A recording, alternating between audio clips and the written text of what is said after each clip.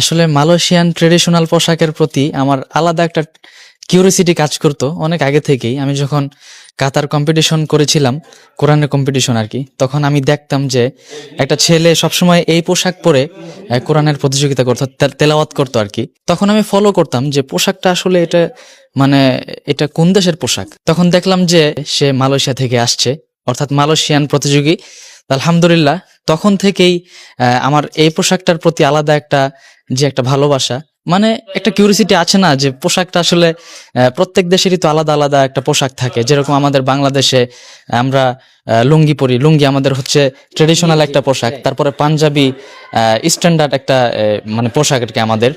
পাঞ্জাবি আছে, তারপর প্যান্ট আছে, বিভিন্ন ধরনের পোশাক আছে। তো এটা হচ্ছে মালয়েশিয়ান ট্রেডিশনাল অর্থাৎ জাতীয় পোশাক আর কি। তো বিশেষ অনুষ্ঠানে ওনারা হ্যাঁ হ্যাঁ, বিশেষ অনুষ্ঠানে কিন্তু মালয়েশিয়ানরা এই পোশাকটা পরে থাকে। আর আজকে সেই কিউরিসিটির জায়গা থেকেই কিন্তু আজকে মালয়েশিয়ার জাতীয় পোশাকটা পরে নিলাম। আলহামদুলিল্লাহ, অনেক ভালো লাগছে। মনে হচ্ছে নিজেকে একটু মালয়েশিয়ান মনে হচ্ছে।